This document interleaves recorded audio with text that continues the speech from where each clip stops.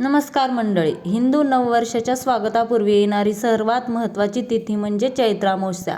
18 मार्च 2026 रोजी येणारी ही अमावस्या केवळ पूर्वजांच्या स्मरणाची वेळ नाही, तर तुमच्या नशिबाला नवी कलाटणी देणारा एक मोठा आध्यात्मिक काळ आहे.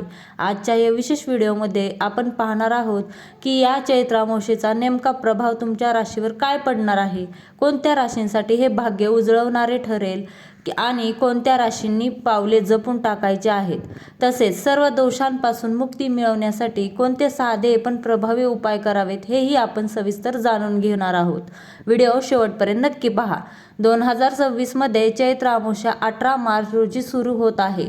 पंचांगानुसार अमावस्या तिथी 18 मार्चला सकाळी 8:25 वाजता सुरू होईल आणि 19 मार्चला सकाळी 7:53 वाजता समाप्त होईल. आता वळूया तुमच्या राशींकडे.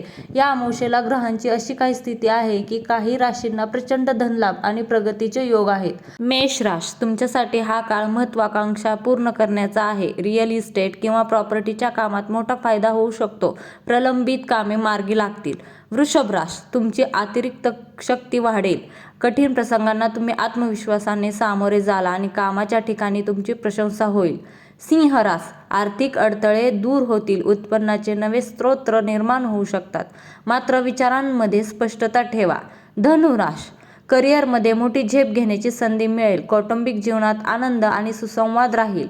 शनीच्या कृपेने तुम्हाला जुन्या त्रासातून मुक्ती मिळेल आणि अचानक धनलाभाचे योग येतील. काही राशींच्या कुंडलीत या काळात चंद्राची स्थिती थोडी कमकुवत असल्याने त्यांनी सावध राहणे गरजेचे आहे. कर्क रास, तुमचा स्वामी चंद्र आहे आणि अमावस्येला तो अदृश्य असतो, त्यामुळे मानसिक अस्वस्थता किंवा चिडचिड जाणवू शकते. कोणतेही मोठे निर्णय घेताना घाई करू नका.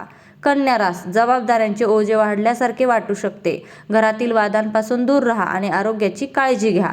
वृश्चिक रास, अनोळखी व्यक्तींवर विश्वास ठेवणे टाळा. आर्थिक गुंतवणूक करताना कागदपत्रे नीट तपासा.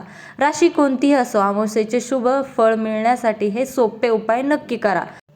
तांब्याच्या लोट्यात पाणी, काळे तीळ आणि पांढरी फुले घेऊन पितरांना तर्पण अर्पण करा. यामुळे पितृदोष दूर होतो.